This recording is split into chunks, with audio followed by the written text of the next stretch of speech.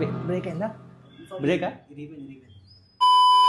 Hello అండి, నేను clients దగ్గర నుంచి ఫ్రీక్వెంట్గా వినే క్వశ్చన్ ఏంటి అంటే, అసలు హీరింగ్ ఎయిడ్ తీసుకుంటున్నాము, ఇలా మామూలుగా సిఎస్సి మోడల్ కానీ, ఆర్ఎస్సి మోడల్ కానీ, బీటీఈ మోడల్ కానీ తీసుకుంటాము. సో తీసుకున్నాక దాని డ్యూరబిలిటీ ఎలా ఉంటుంది? For example hearing aid CSC చిన్నగా ఉంటుంది, సో దీని డ్యూరబిలిటీ ఎలా ఉంటుంది, ఈ షెల్ ఎలా ఉంటుంది, ఏమైనా బ్రేక్ అయ్యే ఛాన్స్ ఉంటుందా, లేకపోతే మనం దాన్ని యూస్ చేసేటప్పుడు మనకు డ్రాప్ అయ్యింది, సడన్గా ఏమైనా బ్రేక్ అయ్యే ఛాన్స్ ఉంటుందా, లేదు మనకు ఆర్ఎస్సి మోడల్లో మనకు ఇక్కడ తిన్న వైట్ లాగా ఉంటుంది, ఇదేమన్నా మనకు బ్రేక్ అయ్యే ఛాన్స్ ఉంటుందా, దీని డ్యూరబిలిటీ ఎలా ఉంటుంది, అండ్ బీటీఈ మోడల్ ఎలా ఉంటుంది, అంటే ఏది మనకు సేఫ్ ఉంటుంది అనేది డౌట్స్ చాలామంది అడుగుతూ ఉంటారు అనమాట. సో ఈ వీడియోలో నేను 3 మోడల్స్ డిఫరెంట్ హైట్స్ నుంచి డ్రాప్ టెస్ట్ చేసి ఎలా ఉంటుంది, దాని కండిషన్ ఎలా ఉంటుంది అనేది మనం చూద్దాం. ఇప్పుడైతే ఈ 3 హీరింగ్ ఎయిడ్స్ వర్కింగ్ కండిషన్లో ఉన్నాయి. ఒకసారి మీకు టెస్ట్ చేసి చూపించి దాని తర్వాత డ్రాప్ టెస్ట్ చేస్తాం.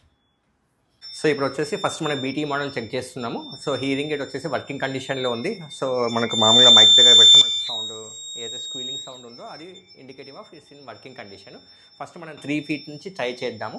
ఆల్మోస్ట్ రఫ్లీ 3 ఫీట్ హైట్ నుంచి నేను డ్రాప్ చేస్తున్నాను ఇది. సో మనకు వర్కింగ్ కండిషన్లో ఉందా అంటే still it is working condition. ఇప్పుడు వచ్చేసి మనకు 5 ఫీట్ నుంచి 6 ఫీట్ నుంచి చూస్తాము. అరౌండ్ 6 ఫీట్ హైట్ నుంచి ఒకసారి నేను మళ్ళీ డ్రాప్ చేస్తున్నాను.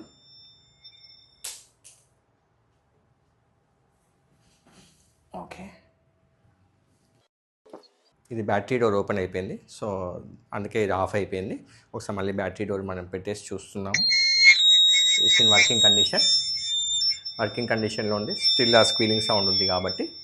సో ఇప్పుడు వచ్చేసి అరౌండ్ 9 ఫీట్ దగ్గర నుంచి అలా ట్రై చేస్తాం. సో 8 to 9 ఫీట్ అనుకోండి రఫ్గా. సో ఫర్ ఎగ్జాంపుల్ ఇక్కడ నుంచి మనం డ్రాప్ చేస్తున్నాము. So 9 feet. So hearing aid వచ్చేసి వర్కింగ్ కండిషన్లో ఉంది. సో ఈ బీటీ మోడల్ వచ్చేసి చాలా బల్కీగా ఉంది. సో డ్రాప్ టెస్ట్లో ఇది పాస్ అయింది.